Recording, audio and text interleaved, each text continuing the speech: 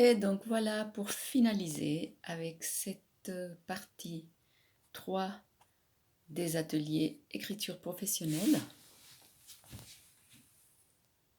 Donc nous étions à la présentation de la situation. Je pense que la plupart d'entre vous, vous avez déjà complété les autres présentations.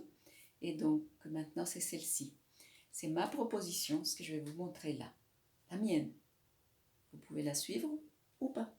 Je vous rappelle que vous êtes très libre avec cet écrit, cet exercice-là, parce que le principe vraiment fondamental, c'est que cet exercice vous permette de présenter votre exercice professionnel comme vous l'entendez. Et chaque famille est très différente et vous êtes très autonome dans votre façon d'accueillir, d'intégrer, d'accompagner les enfants.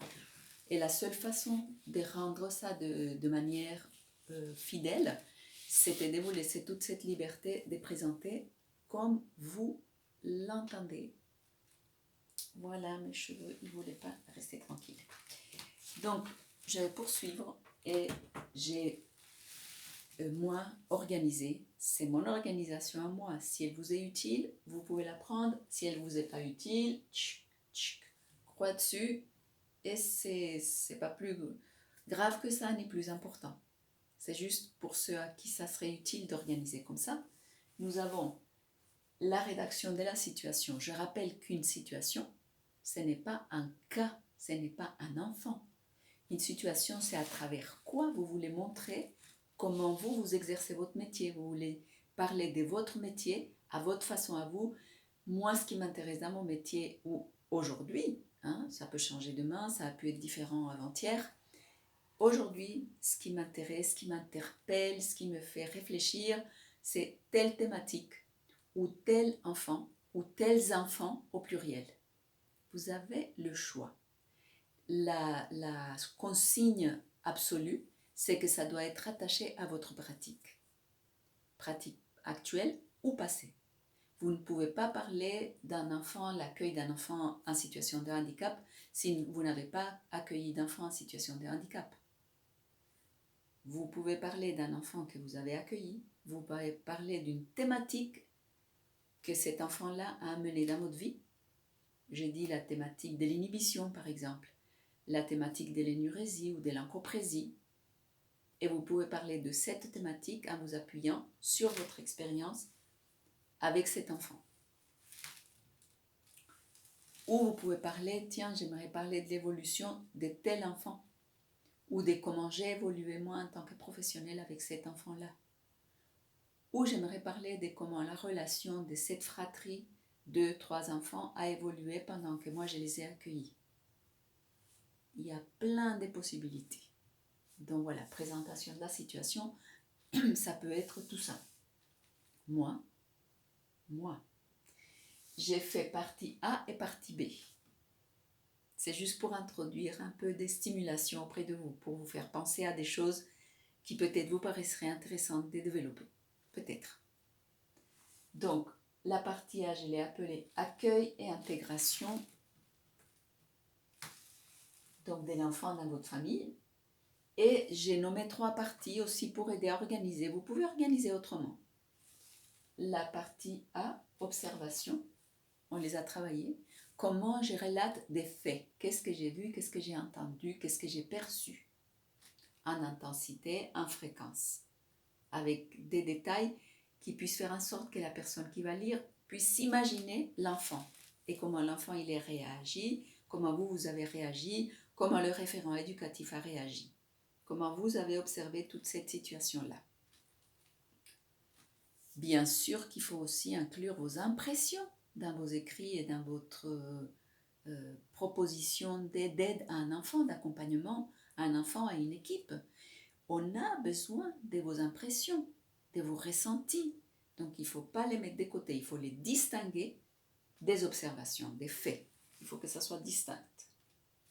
Les deux ensemble, ce que vous avez observé et ce que vous avez ressenti, vous permet de créer des associations, des liens entre un événement, l'enfant qui ne mange plus, et ça, j'ai remarqué, il me semble que c'est à chaque fois qu'il revient de visite chez sa mamie.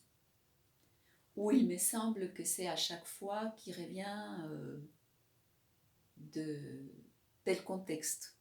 J'ai pas d'idée là, j'allais dire de l'école, mais ça c'est tous les jours.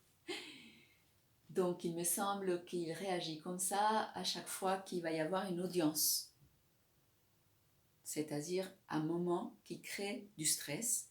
Je parlais d'audience et des visites parce que c'est vous qui m'en témoignez, vous, vos collègues, en général, sur les enfants, comment ils réagissent différemment quand il y a des visites, et c'est normal, quand il y a des audiences, et c'est évidemment normal, il se décide des choses au sujet de la vie de l'enfant. Donc moi, je pense, il me semble, c'est comme ça qu'on rédige une hypothèse, qu'on pourrait faire un lien entre cet événement, ce comportement de l'enfant, cette crise de l'enfant ou de nous, entre nous, dans notre relation, et ces choses-là qui se passent aussi au même moment ou plusieurs paramètres aussi. Ça peut être relié à plusieurs choses. Donc ça, c'est vos hypothèses. Donc on a besoin des deux choses. Ensuite, moi, je m'imagine que je pourrais faire une partie B. La partie A, c'est l'accueil et l'intégration. La partie B, ça serait l'accompagnement éducatif. Après, rien ne vous empêche de faire tout ça ensemble. La plupart d'entre vous, vous le faites ensemble, mélangé. La partie accueil et la partie éducative. Allez-y, comme vous le sentez. Donc, cette partie-là, vous allez avoir aussi, ou pas, 3 parties, vous pouvez. Vous avez les motivations, les intérêts de l'enfant. Pour appuyer votre éducation avec lui, il va falloir trouver ça. Pour que ça devienne des forces. Ce qui est là en potentiel, que vous puissiez le développer avec lui. Comment il va falloir faire ça? Quels sont les atouts sur lesquels on peut s'appuyer avec cet enfant-là? Et les difficultés de l'enfant, quels sont les outils qu'on va lui proposer pour pallier à ces difficultés? Comment on va l'aider à surmonter ça. Donc ça, sur un tableau synthétique, pourrait donner, votre dossier pourrait contenir ça, ou pas, vous avez le choix, souvenez-vous, surtout dans cette version simplifiée de 2020. Donc, atelier d'écriture numéro 3, dossier DC1, on y est. Dans la présentation de la situation, c'est ce que je pense que vous êtes la plupart en train de travailler. La partie 1, ça serait accueil-intégration. La partie 2, accompagnement éducatif.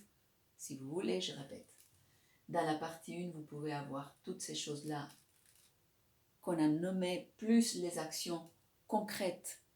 Comment vous vous concertez en équipe pour mettre en place des actions que vous avez décidées ensemble. Quelles sont les actions que vous pouvez décider, vous, tout seul au quotidien, et comment vous avez fait, vous et votre famille, et qu'est-ce que vous faites ensemble. Partie 2 pourrait contenir l'accompagnement éducatif avec les motifs, les intérêts, peut-être aussi quelques citations ou quelques idées, concepts des pédagogues. C'est ce qu'on va travailler lundi, les pédagogues, pour avoir d'autres façons de formuler les choses, des enrichissements, des éléments. On fait beaucoup de choses de façon peu consciente pour éduquer nos enfants. Là, il s'agit d'une profession, votre métier.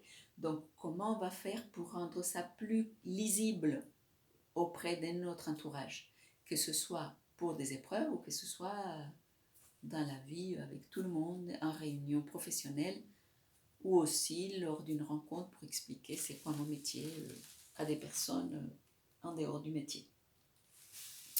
Et voilà, ça y est, cette fois-ci, on a terminé. À lundi.